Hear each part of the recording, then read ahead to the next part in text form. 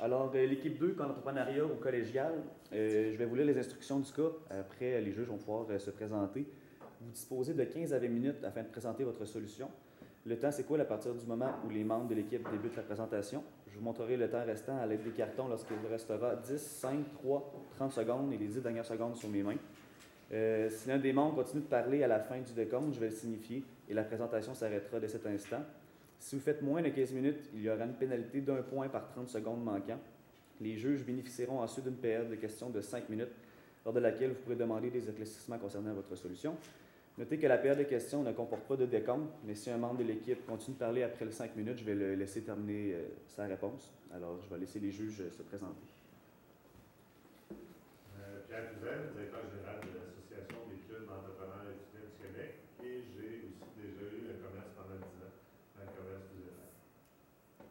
Bonjour, moi c'est Xavier Roy, donc je suis le copropriétaire de la Cycle Fridge et je suis propriétaire d'un commerce de détail depuis 6 mois.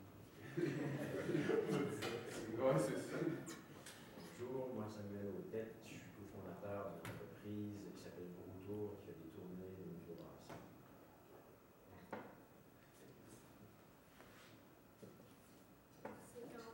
Juste une question. Oui. Est-ce que ça va rester tout le long de la petite pause? Je sais pas si c'est grave. Non, c'est pas grave. Donc, au football, on peut croire que le joueur le plus important, c'est le corps arrière. En effet, c'est lui qui va mener le jeu, qui va faire les passes et qui va avoir une bonne vision d'ensemble. Par contre, le corps arrière ne serait jamais capable de gagner une partie sans son équipe. Et en affaires, c'est la même chose. Afin de bien réussir, il faut bien s'entourer.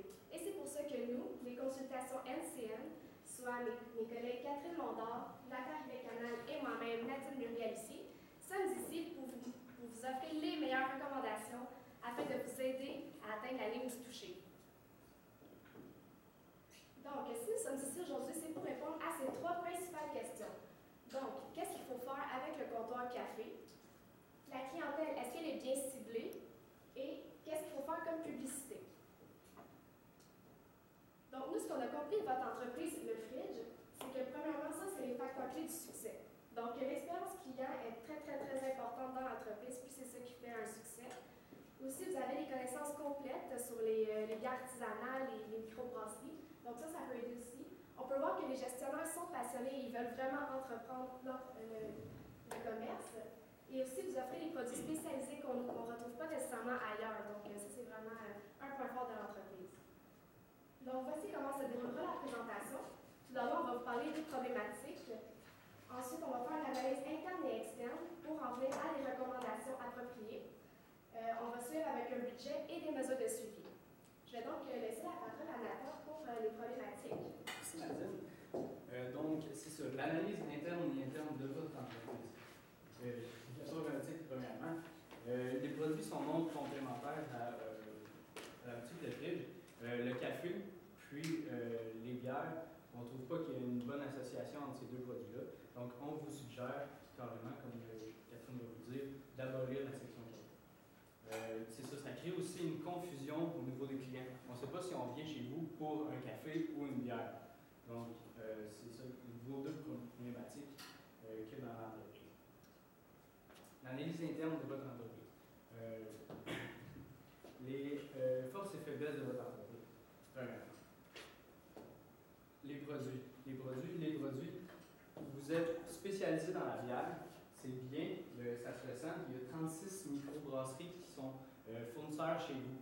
Ça, c'est une quantité qu'on ne retrouverait pas ailleurs, comme dans les supermarchés, donc il y a seulement deux grands distributeurs.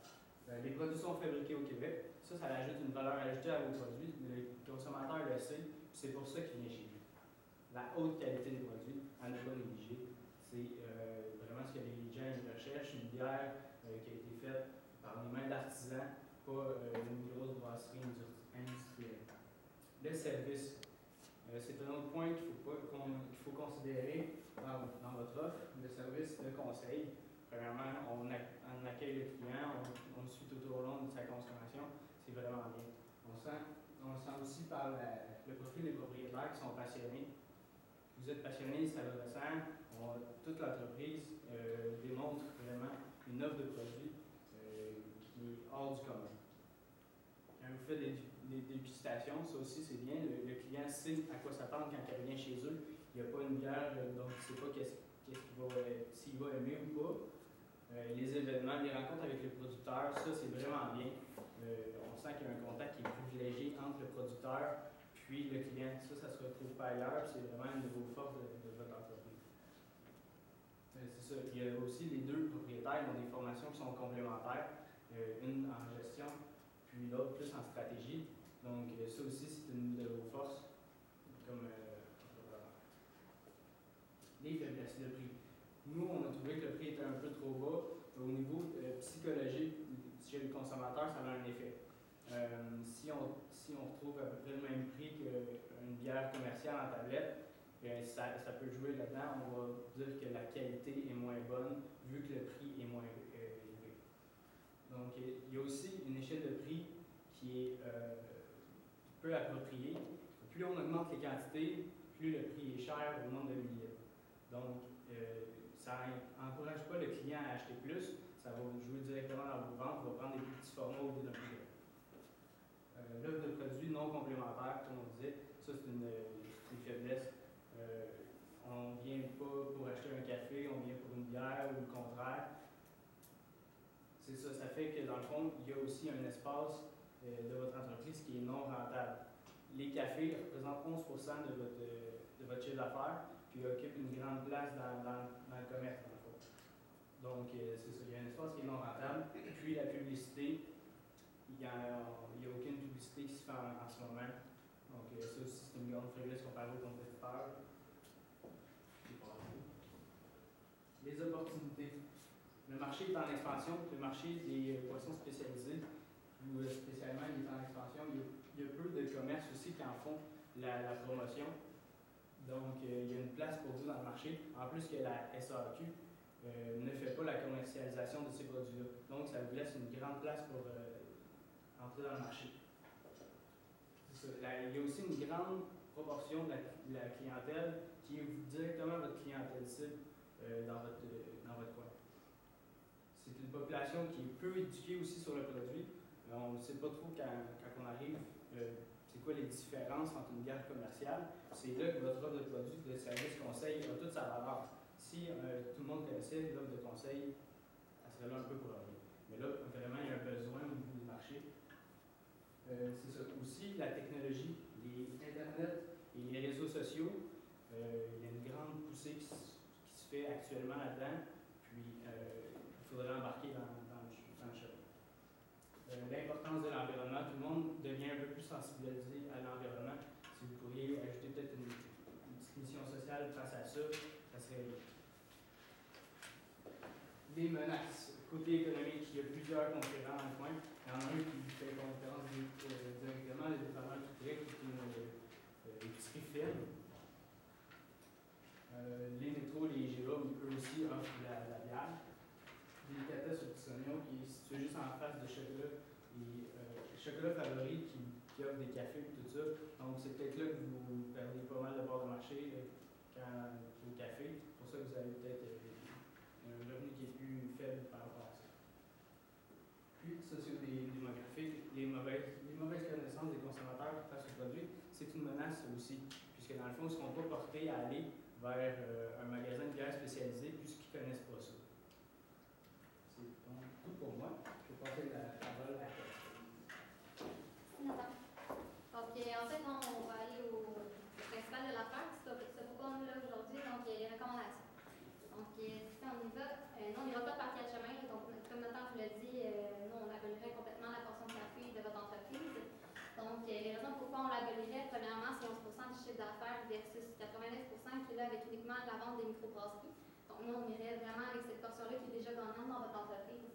Deuxièmement, il y a des coûts supplémentaires. Il y a même un spécialiste en café qui est présent présentement qui coûte un salaire, donc ça nous permettrait d'avoir un employé de moins.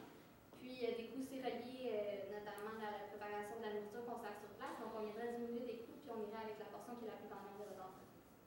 Puis, comme on l'a abordé précédemment aussi, ça nuit un peu à l'image de votre entreprise. Quand on lit le nom, le fridge, on ne va pas passer seulement à un café qui est chaud. Le frigidaire, ça fait plutôt froid. Donc, nous, on voit plutôt un lien avec la microbrasserie, les bières froides, justement, qu'avec la portion café. Puis, c'est peut-être un peu la voit pas le lien. Puis en plus, les produits sont pas nécessairement complémentaires, donc on voit mal où ça peut aller en fait. Donc on va venir détailler en fait en profondeur notre stratégie qu'on vous amène aujourd'hui. Donc, nouveau concept, on l'appellerait en fait espace découverte. Donc, on réaménagerait la portion café qui était allouée avec les 20 places pour faire vraiment une portion découverte, puisqu'on vous l'a dit, la solution gagnante dans votre entreprise, c'est vraiment l'expérience client, puis l'offre de service vraiment complète. Donc, on va y aller avec 3 volets pour cette stratégie-là. Premièrement, comme on l'a dit, une expérience client. D'après nous, c'est la clé du succès pour votre entreprise. Les profils personnalisés qui va vous être un outil fort utile dans une ère qui est plutôt technologique. Puis, finalement, l'histoire de la microbrasserie, on veut vraiment axer sur la connaissance du produit microbrasserie. Donc, premièrement, pour l'expérience client, nous, on irait pour offrir premièrement un premier truc unique. On irait avec des poussées maison. Donc, premièrement, ça amènerait le client, ça fait une certaine familiarité, ça fait accueillant d'avoir de servir des chips. On les offrirait gratuitement, bien sûr. Puis de deux, quand on va acheter de la bière, si on mange des chips ça donne soif, donc ça va peut-être porter le consommateur à acheter davantage aussi. C'est bon pour tout le monde. De deux, accompagnement du client. Donc, en fait, nous, qu'est-ce qu'on veut, c'est que dès que le client entre un pied dans votre entreprise, qu'il soit accueilli, on lui dise bonjour, qu'on l'accompagne en fait vraiment tout au long de son parcours. Donc, un conseiller vienne le voir, qu'on prenne le temps de lui expliquer, de comprendre ses besoins, puis de lui donner vraiment toutes les informations qui lui sont nécessaires pour faire une offre qu'il va apprécier et pour qu'il revienne à plus. En fait, des conseils personnalisés et complets, comme on vous l'a dit, puis finalement un service de dégustation gratuit, ce que vous faites déjà qui est une très grande force comme on l'a relevé, donc ça on poursuivrait vraiment de ce côté-là. Au niveau des profils personnalisés, nous on y va le tout pour le tout, en fait nous on vous conseillerait d'acheter des iPads, nous on conseillerait 5 iPads, 3 pour vos employés, 2 à la disposition des clients. Ça va être un outil à la fois pour les clients, puis un outil aussi pour vous. Et on a remarqué qu'il n'y avait pas nécessairement beaucoup de conseillers, ce qui est normal puisque c'est une plutôt petite entreprise, là. Il n'y a peut-être pas 15 personnes à la fois qui viennent. Donc, en fait, qu'est-ce qu'on ferait, c'est il y en aurait justement à la disposition des vendeurs, donc ils pourraient l'utiliser. Puis si à un moment donné, trop de personnes qui viennent, puis que les personnes ne peuvent pas être conseillées nécessairement, ça serait un outil pour le client pour pouvoir avoir un service comme Moderna. Donc, c'est quoi qu'on fait avec les iPads? C'est la question. Premièrement, ça serait une place où on ferait faire la base de données, justement, dans laquelle vous avez un intérêt, là, justement, pour la base de données. Donc, le client rentrait ses informations. S'il est déjà inscrit, rentrerait dans son profil, on verrait ses achats antérieurs. Puis, il y a aussi la disposition de bières qui lui apparaîtraient selon ses achats antérieurs. Donc, s'il est tout seul, justement, c'est les bières qu'il pourrait avoir.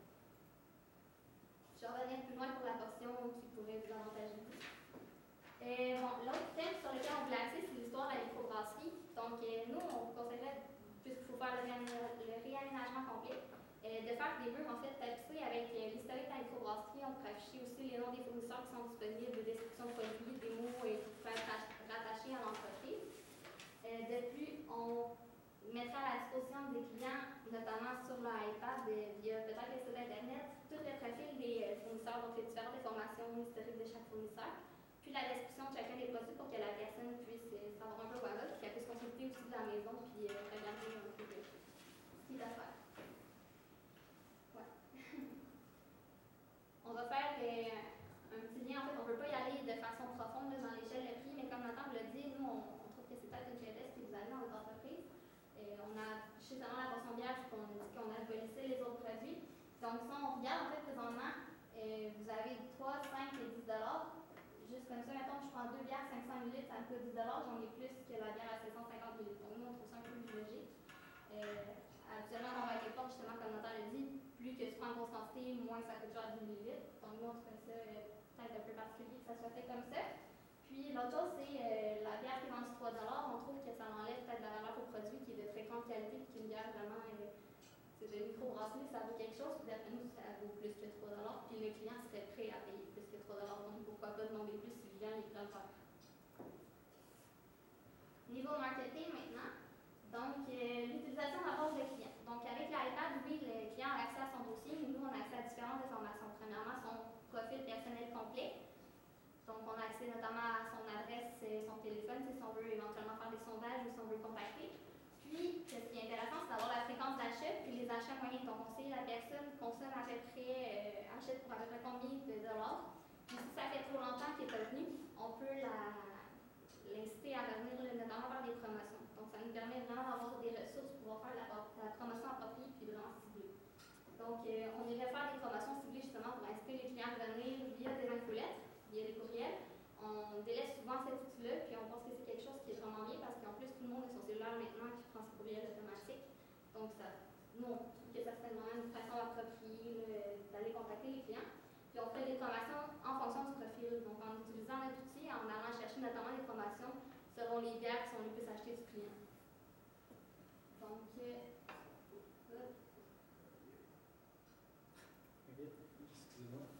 c'est correct. OK. Donc, on y fait aussi via un site internet. Donc, en fait, le profil qu'on vous parle, donc fiche client, serait à même le site internet. Donc, le client pourrait aussi avoir accès de chez lui à cet onglet-là. Il pourrait donc voir les bières qu'il pourrait aimer de chez lui. Puis, on avait aussi, comme on a dit, les informations, là, notamment par rapport aux fournisseurs et clients qu'on pourrait afficher. Comme on va voir un peu, là, on voudrait faire des événements spéciaux, donc on pourrait afficher, faire la promotion via le site web. Les réseaux sociaux, on pourrait utiliser le hashtag le fridge. Puis en plus, les réseaux sociaux, en fait, présentement, si on n'est pas dessus, c'est qu'on passe à côté de quelque chose. C'est un outil qui est à notre disposition, qui est gratuit, qui nous amène plein de ressources, plein d'outils. On peut analyser notre clientèle via Facebook, il y a plein d'outils pertinents. Donc, nous, on irait davantage sur Facebook puis sur Instagram pour pouvoir aussi mettre des photos, là, puis on trouve que ça serait les deux outils les plus appropriés. Finalement, le côté expérience client, il y a déjà, comme vous avez dit, les conférences que vous faites qui sont vraiment pertinentes. Donc, nous, on axerait vraiment là-dessus. Donc, l'espace qu'on remplace le café pour le découverte. On mettrait des événements spéciaux qu'on ferait à une fréquence sur 2 semaines, puis on les ferait le vendredi dans les formats 5 à 7, puisque votre clientèle cible est plutôt étudiants universitaires puis jeunes travailleurs. Donc, ça serait quelque chose qui pourrait être plus ciblé. Puis, on ferait justement les conférences des producteurs, puis aussi un événement qu'on pourrait appeler le défilé de la bière, c'est une promotion. Ça, en fait, ça serait un événement où on pourrait donner comme la bière du mois, en fait, puis où on pourrait présenter aussi les nouveautés, faire des dégustations gratuites. Ça pourrait être payant ou pas, selon votre choix. Nous, on conseillerait de le faire payant parce qu'on pense que le monde le paye. Donc, si on va avec le budget, c'est le fun d'avoir des chiffres. En fait, on vous a fait un budget, qu'est-ce que ça coûterait pour la première année en appliquant les changements. Donc, le réaménagement de café pour faire l'espace découverte, ça serait 5 000 $. Ensuite, pour le site internet, puis les fiches clients, fait toute la programmation du système pour que ça soit facile et simple à travailler avec. On mettrait un 20 000 $. Ensuite, pour l'achat d'iPad, puisqu'on en achète 5, ça sera environ 5 000 $. Les événements, on a mis environ 200 $ par événement pour le temps d'organisation et pour les frais, parce qu'on convoque notamment des producteurs et des frais reliés à ça. Donc, on a mis 5 200 $ pour l'année, puisqu'on court 2 semaines. Les coûts maison, on a mis un coût annuel de 5 500 $ puisqu'on les offre gratuitement. Et les dégustations gratuites, on a mis 2 500 $. On a calculé en fait un 20 sous par dégustation gratuite qu'on offre pour le coût à l'entreprise. Puis les inclus, on a mis un petit 2 000 $, soit 5% des dépenses totales. Donc, je vais vous laisser ma collègue terminer avec les mesures de suivi. Donc, comment savoir si nos recommandations sont efficaces et si elles fonctionnent? On a de nombreux outils sur les réseaux sociaux et sur les sites internet. Donc, sur Facebook, par exemple, on peut savoir le nombre de j'aime, on peut savoir le nombre de visites, il y a des statistiques, il y a même des graphiques qu'il y a. Aussi, on va voir sur Instagram le nombre d'abonnés qu'on a. On peut aussi rechercher notre hashtag, le fridge, voir s'il y a beaucoup de photos qui ont été mises. Sur le site internet, c'est sûr qu'il faut avoir le nombre de visites. On pensait aussi faire des capsules vidéo sur le site internet, donc on pourrait voir le nombre de vues, des capsules sur les producteurs de microbrasserie. Puis aussi, on va pouvoir évaluer ça avec le nombre de ventes, voir si ça a augmenté, s'il y a plus de visites dans la boutique en tant que telle. C'est ça. Donc, pour terminer, je pense qu'on vous a offert vraiment les meilleures recommandations pour vous aider à bâtir votre entreprise, à atteindre la ligne de toucher et à remporter la partie. Si vous avez des questions, ça va nous faire un très grand plaisir de vous répondre.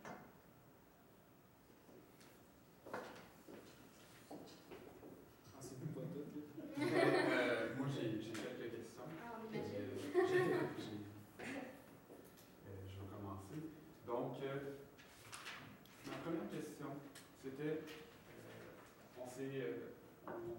dans le cas, on s'est présenté comme étant une place où les services étaient mis à l'avant, puis où c'était notre force vis-à-vis de nos compétiteurs. Vous avez beaucoup fait de recommandations pour approfondir encore plus le service. Mais est-ce que ça permet de vendre plus cher un produit qu'on peut retrouver finalement chez les compétiteurs qu'on a qui, eux, n'offrent pas le service? Ben, moi, je crois que dans le fond, c'est une relation client que vous êtes habitué avec le client qui vient en magasin. Ce sera peut-être pas, mettons, côté prix qui va regarder, mais ça va être vraiment l'expérience qu'il va venir rechercher chez vous. Il va se sentir bien, il va arriver dans le magasin, puis il va reconnaître le vendeur, il va avoir son profil, il va aimer ça venir chez vous. Ça ne sera pas comme je m'en vais acheter une bière parce qu'à soir je veux une bière, puis je vais vite, puis lui, il va vraiment venir chez vous pour l'expérience. Ça, je crois que ça a une très grande valeur ajoutée. Nous, on croit tous qu'on offre dans le fond avec ça une très grande valeur ajoutée, qu'il n'y a pas ça dans aucun autre magasin. J'enchaînerais parce que c'est un lien. Okay. Ça dérange pas. Cette personne-là, c'est qui? C'est qui le client cible qu'on s'attaque clairement à lui avec les médias? Il y a quel âge? Est-ce que c'est parce qu'il y en a plusieurs qui sont proposés dans celui-là? Selon vous, lequel on attaque? En fait, comme je l'ai dit rapidement, en fait, là, mais nous, on pense que ça serait davantage les étudiants puis les jeunes travailleurs, parce que, en fait, comme on a pu voir, les travailleurs, c'est pas nécessairement des personnes qui vont chercher à aller plus loin dans la microbrasserie, ils vont peut-être plus prendre une bière justement, parce que les étudiants, on a comme une passion là-dedans aussi, puis ça nous permet de décrocher un peu, souvent aller prendre une bière entre amis, puis on aime bien les espaces où on peut discuter en même temps, là, donc approfondir nos connaissances, puis on pense que ça serait plus cette clientèle aussi. On joue 18-35, c'est quoi le... Ouais, en fait, le principe qu'on voulait aussi aller, c'est justement avec une expérience client qui est vraiment bonne, ça amène le client à rester dans votre entreprise. Donc, on va le prendre, en fait, quand il est à son étude, quand il est début travailleur, puis après ça, vu qu'il va aimer l'expérience client, il va rester, puis il va rester tout le long de sa vie. Donc, oui, c'est une clientèle cible, mais ils vont rester par la vie. Merci. C'est exactement la même question que ça m'est clair par rapport à la clientèle ciblée.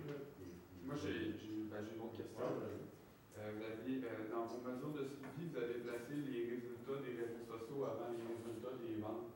Est-ce que vous considérez que d'avoir plus de j'aime et pas autant moins de ventes, c'est plus important que d'avoir des ventes qui s'en viennent? Pas nécessairement, parce qu'au départ, les réseaux sociaux, ce que ça va permettre, c'est d'atteindre la notoriété. Puis ensuite, dès que l'entreprise se fait connaître, là, on peut y aller avec les ventes. Donc, c'est plus une suite. Mais c'est pas nécessairement plus important, mais c'est vraiment dans la suite logique des choses. Si je vous dis, par exemple, que j'ai une page Facebook avec 2000 abonnés, puis que j'ai 50 j'aime par publication qu'on fait, mais que les ventes ne sont pas représentatives de l'activité réseautage qui se passe sur Internet. Est-ce que vous avez une solution pour vous? Moi, je pense que c'est bien décidé. En fait, on voulait y aller beaucoup avec l'espace client, puis notamment avec les événements. En fait, souvent, la clientèle qu'on établit, qui est les jeunes étudiants, les jeunes travailleurs, quand on voit qu'il y a un événement, par exemple, qu'on annonce sur Facebook, souvent, ça va aller de bouche à oreille, donc on va aider nos amis à y aller. Puis je pense que la seule difficulté dans votre entreprise, c'est d'amener le client à rentrer une première fois, mais je pense qu'après ça, le client va vraiment rester, puis qu'il va trouver justement quelque chose d'unique dans votre entreprise. Donc, je pense que c'est par le biais des événements qu'on va pouvoir amener justement d'autres personnes à rentrer. Puis je pense que ça aussi beaucoup par les bouche à oreille, mais les réseaux sociaux, en fait, c'est que tous les jeunes travailleurs ont des réseaux sociaux. Donc, je pense que c'est le moyen le plus direct, le plus facile de faire un premier contact avec les personnes, puis de faire aussi un suivi après, parce que comme ça, ils vont pouvoir évaluer. Tu te voler 30 secondes. Au niveau du budget, là, vous n'avez pas mis de total, mais si je calcule grosso modo, je vais dire 50, mettons 45 000 $ pour une petite PME en lancement, vous conseillez d'aller chercher ça où? Si le gars il a besoin de 45 000 $. Je ne sais pas si vous avez déjà entendu parler de ça, le financement collaboratif. Okay. Ben, en tout cas, ça pourrait être une bonne idée parce que c'est vraiment un projet qui est rassembleur. C'est une petite PME qui se débrouille quand même bien et qui voudrait avancer plus. Donc, je trouve que c'est une histoire qui se raconte bien et que le monde peut embarquer là-dedans, justement. Mettons qu'on fait 5 000 $ avec ça, ce qui serait déjà très bon. Ouais, Si le monde de Lévis se rassemble, tout le monde de Québec, là, il manque 40 000 $ pour mettre ça en place. Ouais, il faudrait aller dans le financement. OK, essayer de convaincre justement que ça va. Mais on pense vraiment que ça vaut la peine, qu'on pense qu'à long terme, ça